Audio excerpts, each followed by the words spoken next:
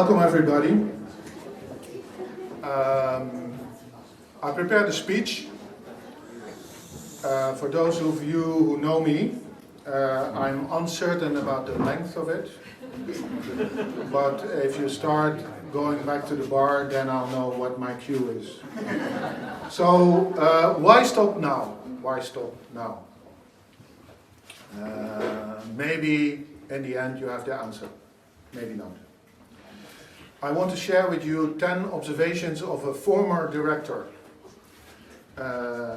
This weekend I actually got a paper from the Chamber of Commerce which says that, dear Leon Willems, you are no longer the director of Free Press Unlimited, so it's final now.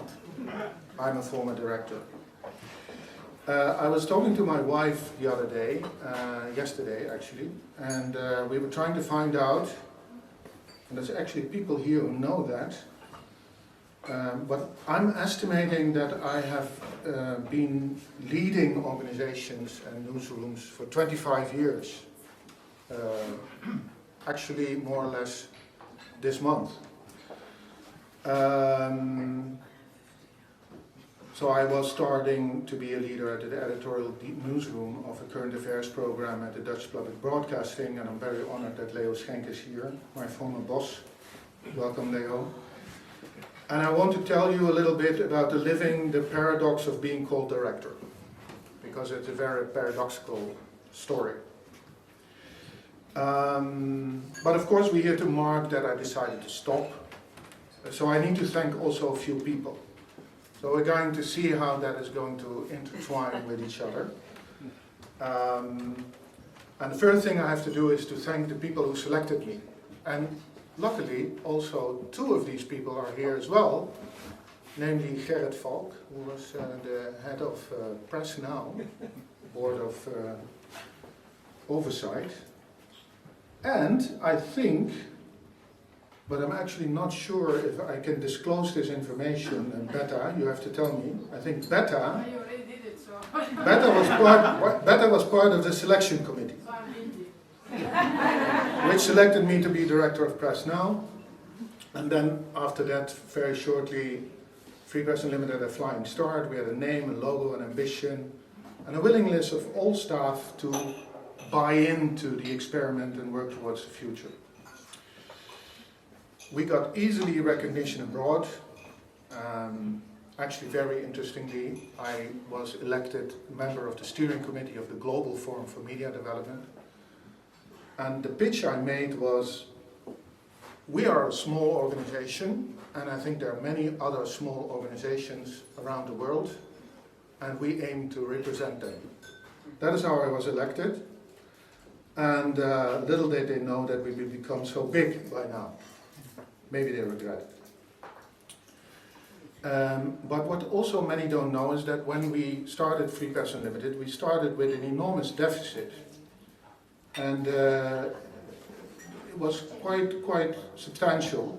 Free Press Unlimited could not have existed if there weren't for two very important back donors of Free Press Unlimited.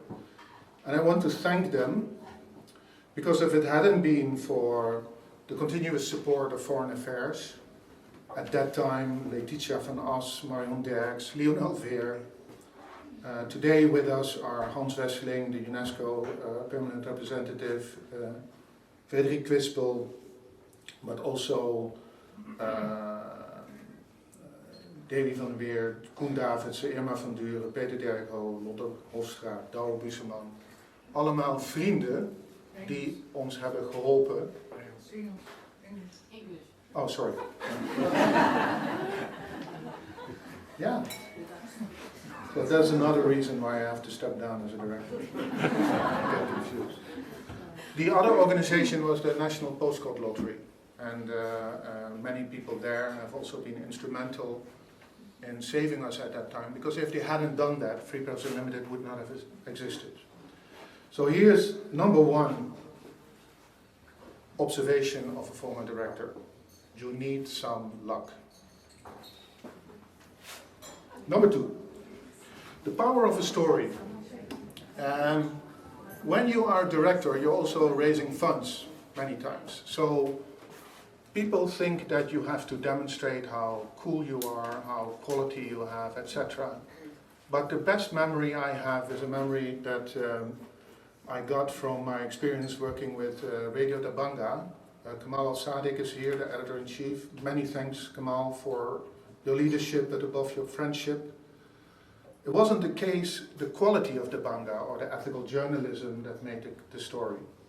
One time, Dabanga did a story on a village leader, a refugee chief, who called Dabanga, the newsroom, and said, "You have to run a news story because I lost my chief stick."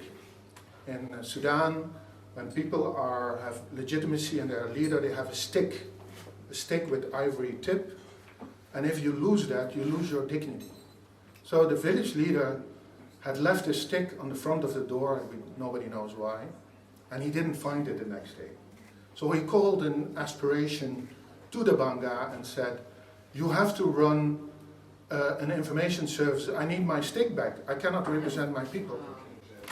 So the Banga actually did this story.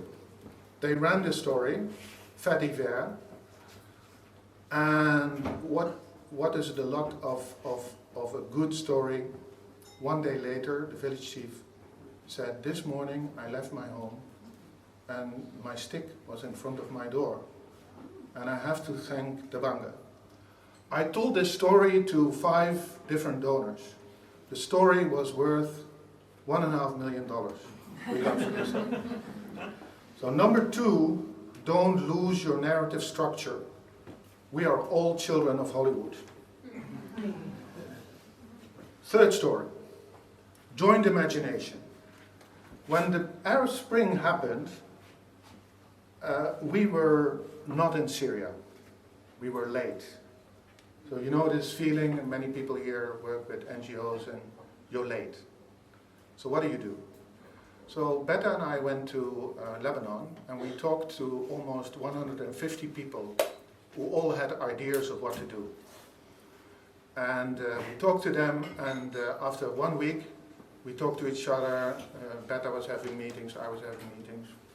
And we came to the conclusion that we had been talking to 150 individuals who all wanted to launch their own project.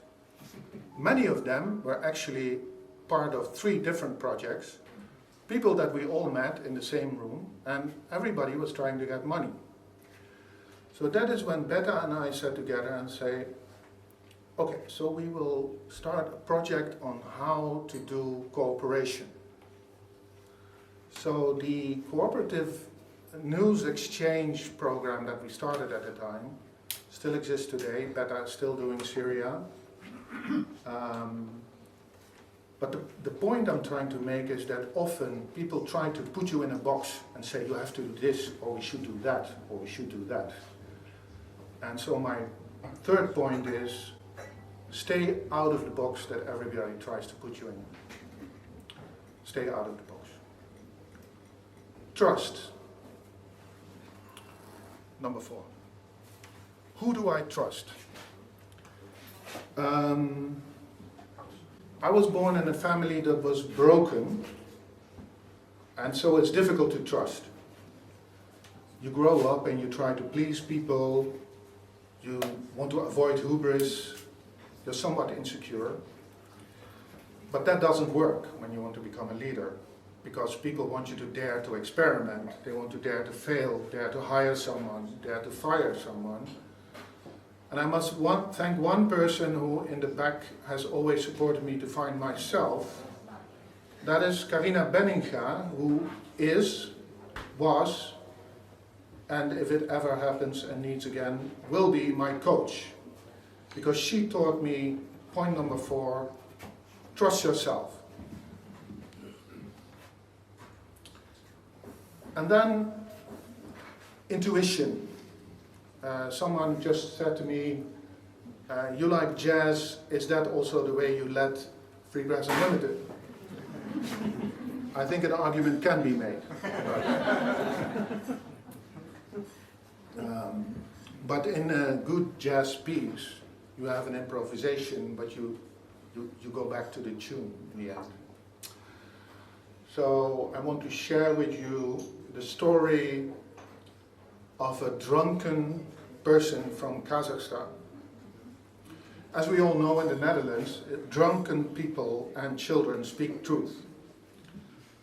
We usually have learned not to speak the truth, even though our entire day today is about a safer world for the truth.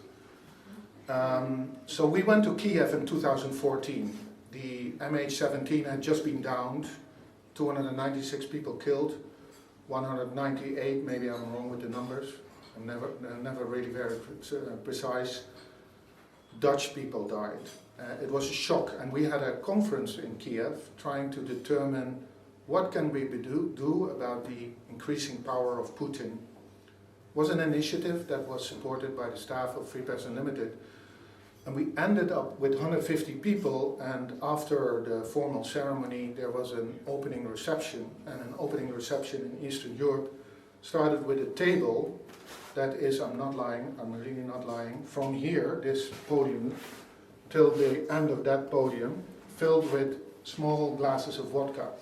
There were about 150 people, and the table was this big. So you can imagine there's a couple of thousand shots of vodka that all disappeared magically within 40 minutes. So you can imagine that this guy from Kazakhstan, and we were talking about the war in the Donbass, the Crimea, etc. What can we do from a journalistic point of view? And everybody said, oh, give us money. And then something very strange happened. Someone from Kazakhstan, when I did a speech there also after everybody was drunk, which was considerably easier than speaking to you here now, because nobody listened. One guy from Kazakhstan said, "You people from Ukraine, I need to hear from Moscow what is the news about the war. Why don't you talk to me directly?" So my intuition told me at that time, there's truth in this. And it is true. Moscow was a cultural center for that part of the world. Everybody got their news from Moscow. So everybody was infected by disinformation, bad news coming from there, imperialist views on what the former republics were all about. And so we charted an exchange project, which I'm very happy that we can now say that for 8 years this has existed in Prague. We have an office in Prague, 15 people work there on serving newsrooms. And it was my intuition to follow the drunken Kazakh, rather than my staff who were saying, but we need to give money to the partners, this is what they asked for. I said, no, the drunken guy from Kazakhstan speaks the truth. So that is what we're going to do. So dare to break conventions, even in your staff, even with your staff. Point 5. Dream. Now let's go into the frustration first. It's better, and we end on a positive note. So I asked many people, especially my friends here, what should I do? And they said, don't talk about frustrations. I said, but I want to talk about anger, because I have been very angry also. So one of the things that got me angry, and has still got me angry, is that the last 10 years of leadership in Free Press Unlimited, what I've seen around the world is that the belief in self-interest, in trade, in your own interest, has grown beyond solidarity, caring about other people, community, and this whole BS about trickle-down development. And it really pisses me off. And I give an example. There are people from Foreign Affairs here, but sometimes you have to piss people off. So, funding Dutch florists to grow flowers in Kenya and Ethiopia with development subsidies, adding to the water shortages there, cash crop nonsense. It makes me angry. But the point I want to make is that the development belief that service delivery should focus on water and food security, and that governance cannot be developed. And so we see for 10 years a development development assistance where we don't believe in governance. Governance is not a popular topic. But anger is not a productive emotion. And that is why I have people around me away from work. A set of friends who we meet for 40 years now, who accepted my anger and to radiate my anger to them rather than to all of you at the work floor. Thank you. So, and they've put up with me, and I want to thank them deeply for that deep anger that is inside of me. I had to control it. So thank you, they are here, Bert, Annette, Chris, Frans, Yvette, Ineke, Gerda, but above all my partner and the love of my life, Tinus. So point 7, leave your anger and keep your friends close. Okay. Point 6, because we are changing the order. Just a confusion. Dream. You have to dream. So I took leave of absence for 3 months in Lebanon, and I came back with the thing, okay, we're doing all these projects. But what are we now really putting a dent in? So in that time I was thinking we need to do something to break the cycle of impunity. And I said I want to write a dream project about that, and Ruth said go ahead.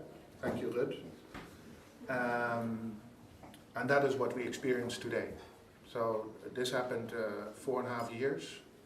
So you have to have patience and you have tenacity and you have to push on. But Save a World couldn't have been there if we didn't dare dreaming. And I went with the idea of Save a World to RSF and CBJ, thinking, okay, we would like to do this, but we cannot do it without partners that are relevant in the terrain. I spoke to them. There's always this idea that if you share a brilliant idea with someone else, they might steal it. And I have to honor CPJ and RSF with being so incredibly loyal to this idea, working with us. And it shows that you need to keep dreaming. So that's point 6. Keep on hitting the pavement, but keep dreaming. Of course, there have been the highlights. And I think that one of the most important highlights for me was that we got the Geuzenpenning. It's an incredible honor to be honored as an organization that is important for resistance. Personally, I believe we are back in a situation in the Netherlands where we need to build resistance because things are not going well in our country. And to be honored like this was really emotional for me. I think it was also very emotional for all the people in the staff, because you do a lot of work, but where is the recognition in the Netherlands? And that recognition of the Geuzenpenning was incredibly important. And recently, Thomas Brunning is here, and we worked together on the safety of journalists and made Reporters Respond a big thing, global thing. But we've had our differences also with the Union of Journalists. But we've been coming together, and recently we were honored with a honorary tile for excellent journalism. And Ruth, sorry? The Teagle. The Teagle. Yeah, we call it the Teagle. That's and that was an enormous highlight, and it was so fantastic to see that my successor was on the stage taking that credit, and that recognition meant a lot to me. But I know also that it meant a lot to all the people who've done so much hard work on Afghanistan, and I think one of the most important things is we have to celebrate success, we have to celebrate highlights. Point number 8. 2 left, don't worry, we're getting there. Questions to chew on. There are questions to chew on. When you are leading a human rights organization that merits principles, and you have very principled people, you at the same time have to compromise in order to get work done. And that is a delicate balance. I want to thank all the staff of Free Press Unlimited for trusting me to keep that balance, even though I know that people often questioned whether I didn't tip over to opportunism. I still think that we're a very principled organization, very determined organization, and it was an honor to be your front man for some time. But I think you also deserve all the credit for the work that you do. We have really a phenomenal staff, really phenomenal staff. There's other questions to chew on: decolonization, gender and identity issues, solidarity, individualism, community. Are we living in an era with the end of human rights? I think when the push comes to shove, I want to share a little bit of experience that we had with the Afghanistan evacuation, and it shows the cooperation and credibility of our current position in the Netherlands. We reached out to Thomas and the Editors Forum, and we said we have to bring people out of Afghanistan, they're going to die. And we got a motion pushed through in Parliament with the support. We were doing a real collaborative effort, we got it out, and we saved 200 people. And many people are questioning, did we do the right thing? These people ended up in an asylum circus. They had extreme danger when they left Afghanistan during the airplane evacuation. But I must say, to the credit of everyone that's working in the safety team, our motto has been, we're first responders, we save people first, and we check some of the things that are questioning us and haunting us later, because we need to keep journalists alive. So that is point 9. Save people first, check later. On journalism, while we fight for integrity, the core values of journalism, and to uphold them is undermined not only by attack by the enemies of press freedom, they're undermined because of the lack of economical viability. And the economic structure for good media and the information system and the information ecosystem across the world is dying. That is a matter that I want to devote my time to in the future, while I keep offering my services and experience to the organization that allowed me proudly to walk in front of. So point 10, it's the economy, stupid.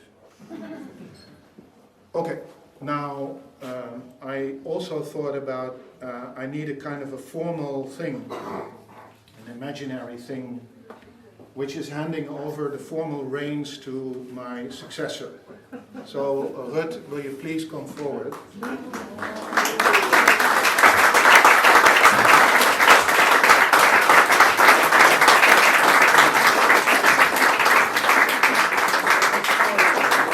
What you all have to know is that,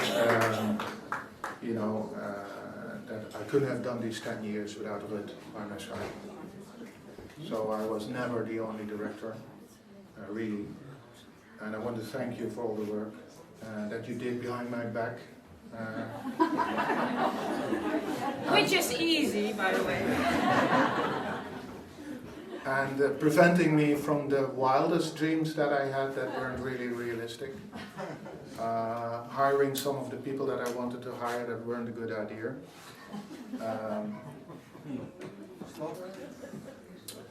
And Ruth is a different leader, and we just spent time in New York, and she did speeches on online violence against women journalists, and I was really proud of her. And I'm sure you'll do well. So I was thinking, what do?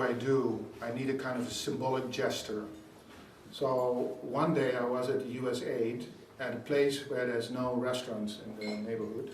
But someone told me, go to the Indian Museum, they have fantastic lunch there.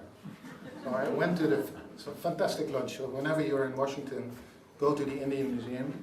Really nice. It's, by the way, a beautiful museum. And that is where I found my symbolic handover. So an Indian ritual is that, of course, you have dreams, but you also have nightmares. So this is your present. It's called, it's an Indian artifact. You can put it in your ears, or you can just carry it around over the work floor if you want to. So there's two versions of it. You can open it. It's called a dream catcher.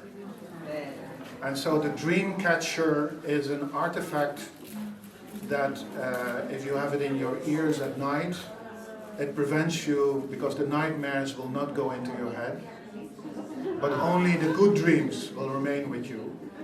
And then during daytime, if you carry around the dream catcher, you will remember the dream and you can make it happen. Thank you all.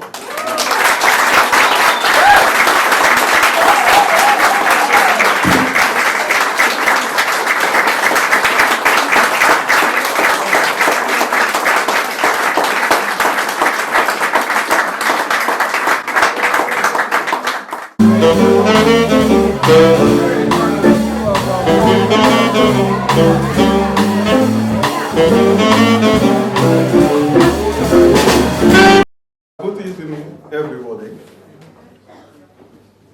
I stand before you at this moment to celebrate more than 15 years of friendship and outstanding work relationship with my dear friend, Leon Willems. This is also an occasion to wish him health and professional success for many years to come. At the beginning of 2007, the war in Darfur reached its peak, and millions of civilians were forced to flee the hell of ethnic cleansing after thousands of villages were burned down and destroyed.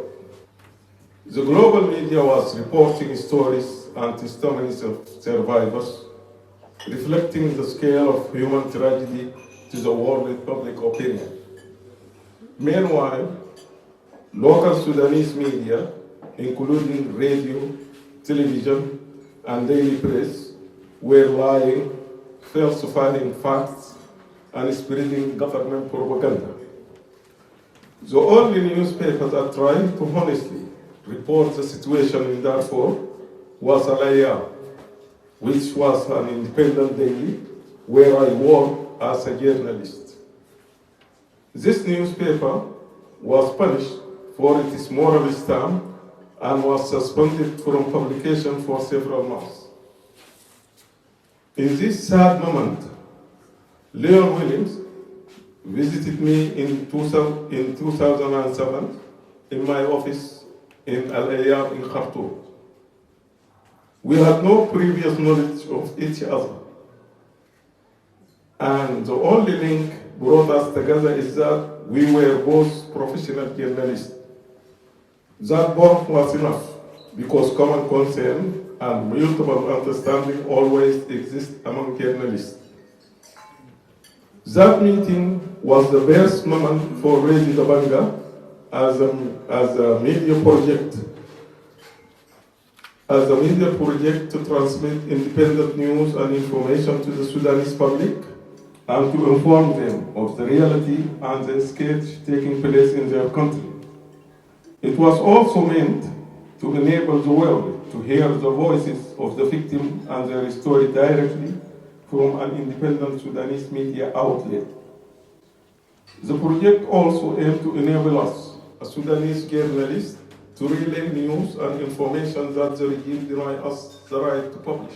Radio Dabanga Space was a project of alliance between Sudanese journalists who saw the atrocities happening in the countries, but could not publish it to the public, and Leon Willems and his colleagues, both journalists and civil society activists in the Netherlands, saw through the international media the horror of what is happening in Darfur and rushed to our rescue. From time to time, Leon traveled from Amsterdam to visit us in Khartoum. on a very risky and dangerous journey that requires a great courage. During this visit, we secretly meet with him in preparation of the project.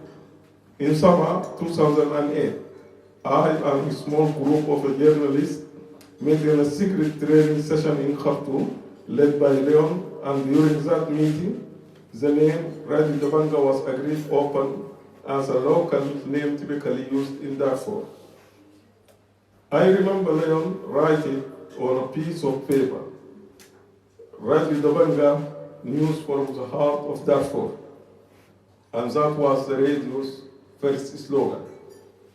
Thanks to Leon's dedications and the effort of Dabanga's editorial teams, that dream has become a reality. On the 1st of December 2008, Radio Dabanga went on air. Leon was then the general manager of the project, which has become today one of the most prominent independent media outlets with the reliability, credibility, and widespread coverage and transmission of news from Sudan, especially crisis zone, at all national, regional, and global levels. Radio Dabanga is a successful example of exile journalism and the quest of the peace, loving people to spread a culture of peace, to support democratic transition, and to promote human rights. Thanks to the tremendous efforts of Leon, Radio Dabanga became a successful story for media partnership, a coalition of journalists and an institution working in the service of independent journalism led by Free Press Unlimited has adopted Dabanga throughout those years. Thanks to this cooperation and support, Dabanga is today an independent media foundation. The technical, material, and moral support provided by Leon Willems to the victim of the ethnic cleansing in Darfur is countless. In this special day, I cannot talk about aspirations and hopes for better tomorrow that Leon instilled in the minds and hearts of the victim of the war in Darfur.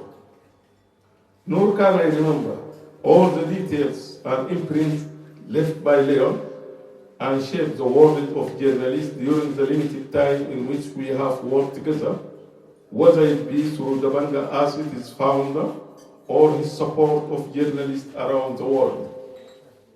Leon, you truly deserve our special respect for your effort to protect fellow journalists in a crisis situation and to find a window of hope for them to practice their secret profession in transmitting news, independent information, and facts to the public without fear. I conclude by quoting the Darfurian displaced people, whose representative came especially to Khartoum to see Leon and our team after our return to Sudan in late 2019, following the withdrawal of al-Bashir regime and after about 10 years of absence from Sudan. When the representative of the displaced person met Leon at that ceremony, they said to him, "Thank you, Leon. Thank you to the Dutch people who made Radio Dabanga possible to deliver our voices and give us hope and life. Thank you, Leon." And I say, thank you, Leon, as much as you gave to Sudan and to the victim of the war in Darfur. Thank you, Leon. Thank you.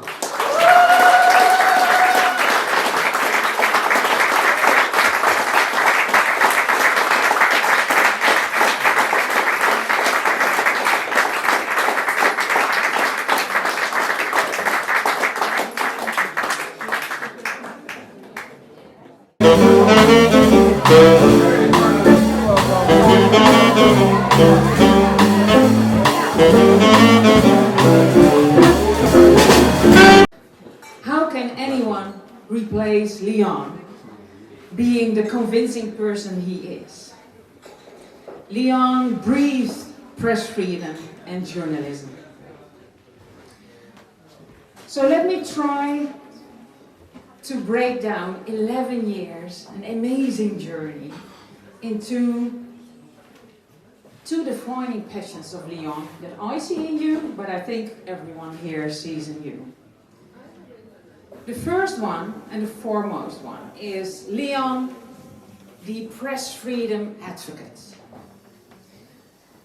Since the beginning we met, you always had such a keen eye and a passion for the international environment, to push for room within the new development goals for access to information, and with success.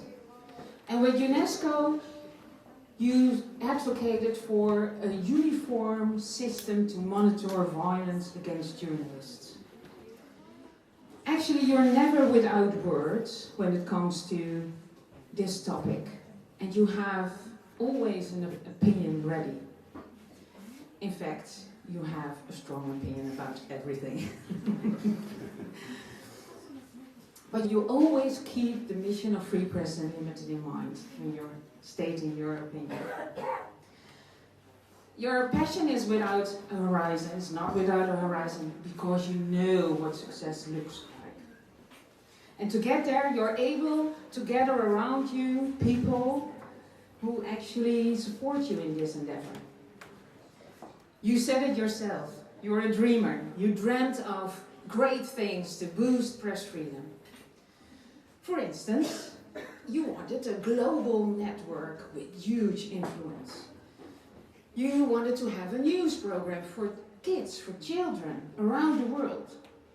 You dreamt of a safer world for journalists, and you dreamt of impunity against violence, against journalists. And your inspiring ideas swept everybody off the ground, including me. And I think maybe we were a very good team, you also said it, because I was able to curve your passion into a reality pathway where you, with your dreams, actually inspired people. And your dreams had success. I mean, look at GFMD now. They have over 200 members and are very successful and influential. Bardada News for Kids saw the light in 22 countries and still exists. And the world became much safer thanks to our emergency fund Reporters Respond. And fourth, you did try to stop impunity by setting up this People Tribunal, which we actually all witnessed the closing hearing today. By the way, did you all know that 70%, so 70, of all mergers are doomed to fail? Ours didn't. We even got a dowry out of it.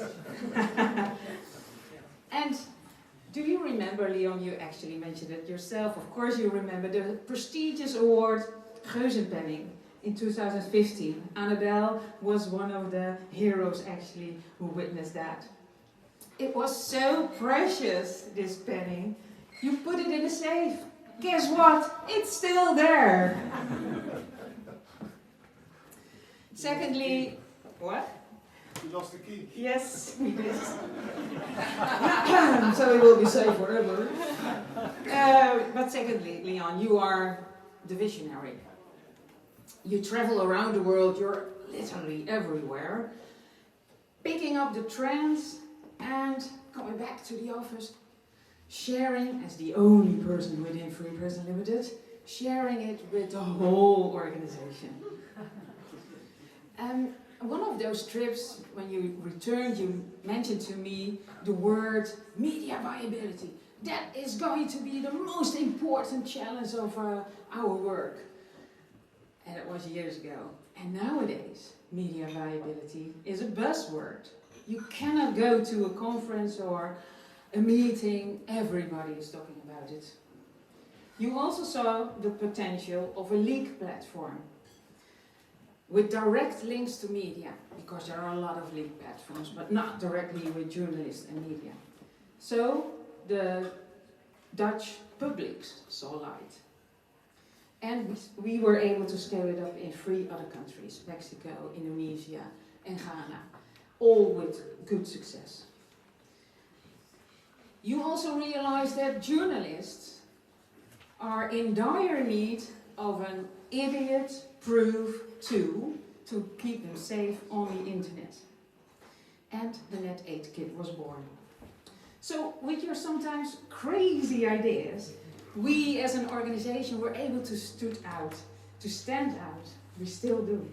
And that, combined with your creative way of thinking, makes that you are able to inspire people, to make them thinking out of the box, to derail from time to time. That's why we as Free Press Unlimited are happy that you are not leaving the organization, that you will be with us as a senior advisor, international partnerships. We can then still pick your brain. And more importantly, you're able to share all the trends with us, which is very important. So I think, Leon, all this is your legacy. Have a look. Be proud of what you see and cherish this moment. It's also an end of an era of intense collaborations, 11 years, with highs, with lows.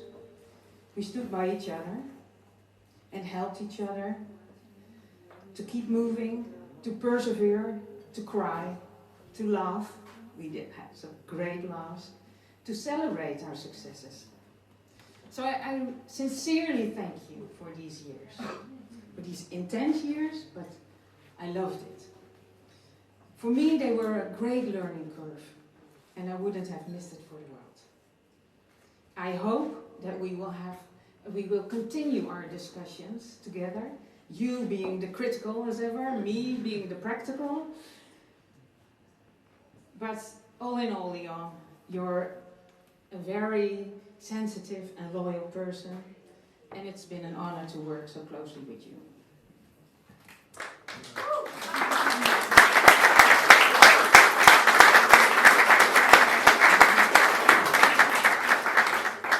I would like to end this with a special statement, because you all know that we live in turbulent and troubled times. Literally, the war is at our doorstep. Internationally, democracies diminish, and with that, our values, the values we so desperately believe in. It's because of those times, for these times, that I think that an organization like ours is more needed than ever. Because I truly believe that we, as Free Press Unlimited, and with we, I mean you, staff members of Free Press Unlimited, we together can really make a changing vibe. We are able to turn things for the better. Sometimes small, sometimes big, but we have the capacity to make a transformative impact. And how beautiful is that? So what does the future of Free Press Unlimited look like? You know, I'm an optimist. So we will continue to advocate for press freedom, for safety of journalists, for independent media. Because that is who we are.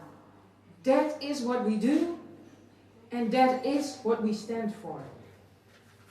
And together, we can achieve this impossible goal.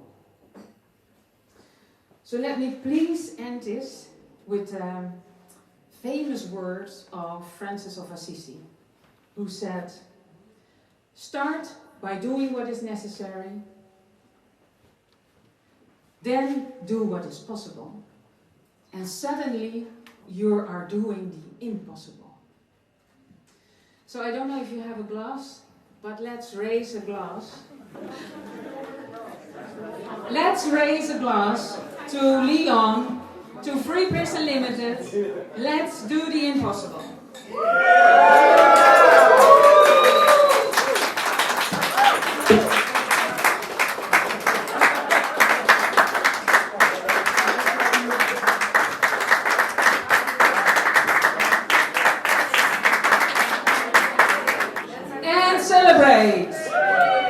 Thank you.